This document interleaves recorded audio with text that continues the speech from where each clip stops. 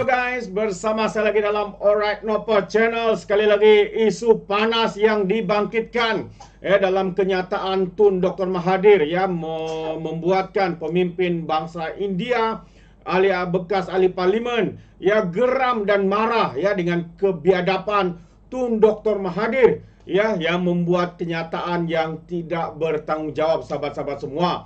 Jadi ini adalah satu perkara yang amat memalukan bagaimana seorang mantan Perdana Menteri dua kali bukan sekali tetapi boleh mengeluarkan kenyataan seperti ini yang boleh mengganggu gugat kestabilan di antara bangsa.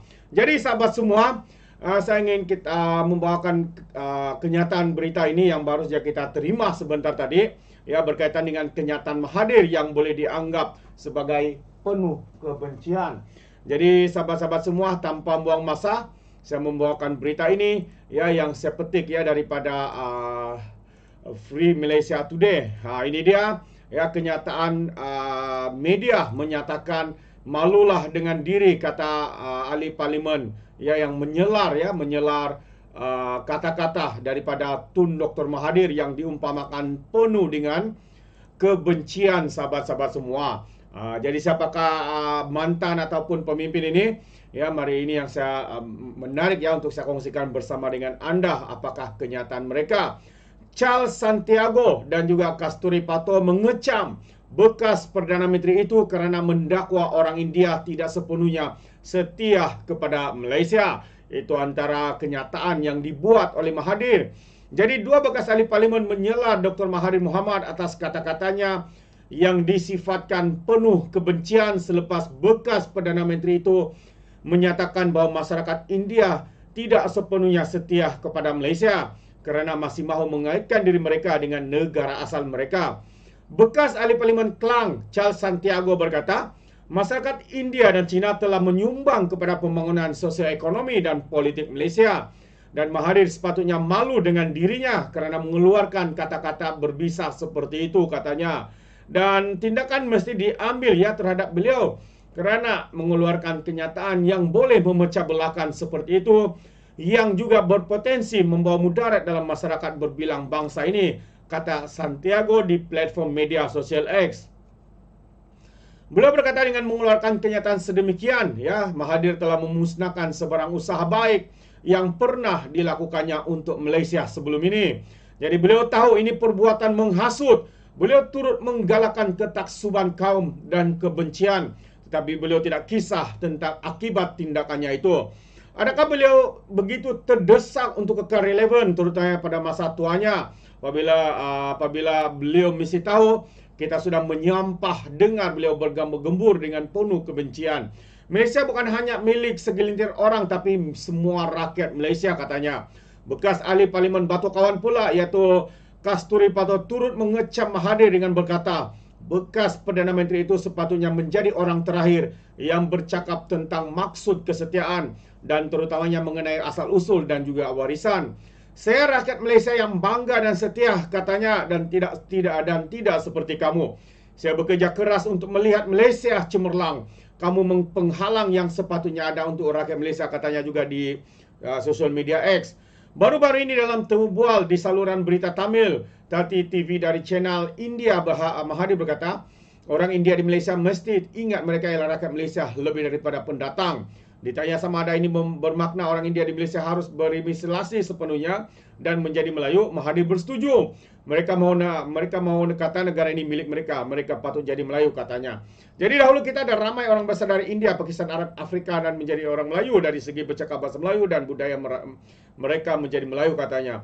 Di mana-mana negara jika kita ingin kata kita orang negara itu, kita mesti kaitkan diri dengan orang asal di negara itu. Menurut Perlembagaan Persekutuan, Malaysia ialah tanah Melayu, katanya lagi.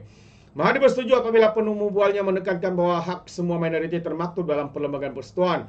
Namun beliau berkata, walaupun orang India mempunyai hak tertentu, mereka tidak boleh mendakwa negara ini negara mereka. Seseorang mungkin boleh hujakan bahawa Malaysia bukan milik orang Melayu.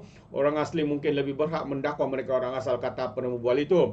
Itu mungkin pandangan awak, tapi itu bukan pandangan kami, balas Mahathir. Begitu sombong dan angkunya Tun Dr. Mahathir yang juga turut dikenali oleh pemimpin-pemimpin PAS sebelum ini sebagai mahazalim, Maha Firaun, dan sekarang ini kini bercium mulut ya bersama-sama dengan Patipah, sahabat-sahabat semua. Itu dia satu yang amat mengejutkan ya, apabila mantan pemimpin ataupun bekas Perdana Menteri ya boleh mengeluarkan kenyataan seperti ini yang kita anggap sebagai satu kenyataan yang penuh resis, penuh kebencian, dan boleh memudaratkan ya keharmonian kaum di dalam negara kita hari ini. Jadi dalam masa yang sama, menarik juga untuk saya kongsikan ya apa berkaitan dengan pembangkang yang dikatakan seakan-akan mahu mensabotas dan tidak mahu kerajaan perpaduan berjaya untuk bawa pelaburan. Itu antara kenyataan ya daripada Datuk Khalid Samad ya berkaitan dengan usaha yang sedang dilakukan oleh pihak pembangkang hari ini, cyber trooper daripada pembangkang yang kita lihat begitu terdesak sekali dengan membuat pelbagai tuduhan, pelbagai fitnah, pelbagai persepsi. Jadi menarik juga untuk saya kongsikan bersama dengan anda sahabat semua apakah yang dimaksudkan oleh Datuk Khalid ini. Jadi ada juga kemungkinan katanya mereka khawatir kerajaan perpaduan berjaya bawa masuk pelabur, kata Datuk Khalid Abdul Samad ini. Jadi merujuk kepada pihak pembangkang yang dikatakan mahu menjatuhkan kerajaan yang sedia ada. Pengarah komunikasi amanah itu menyifatkan pembangkang bukan tidak faham bahwa tindakan mereka akan menjejaskan status pelaburan dan perancangan kerajaan untuk membawa penambahbaikan. Ada juga kemungkinan, saya rasa kemungkinan yang amat mungkin, memang itu yang dikehendaki, yaitu mereka khawatir kerajaan perpaduan ini berjaya. Berjaya daripada segi mau pelaburan, mendatangkan pembaharuan, melakukan penambahbaikan kepada sistem pendidikan, kesihatan dan juga sistem kebajikan. Katanya lagi mereka tidak mahu kerajaan perpaduan ini berjaya, dan satu cara untuk menggagalkannya adalah dengan mewujudkan suasana ketidakstabilan.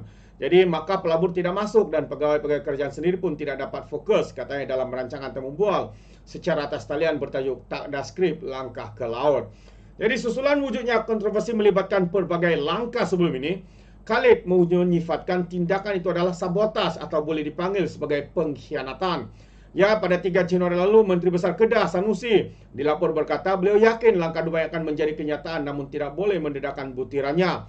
Dakwanya pemimpin kerajaan perpaduan pada ketika ini ibarat takut pada bayang-bayang sendiri kerana tahu akan kehilangan kuasa pemerintahan.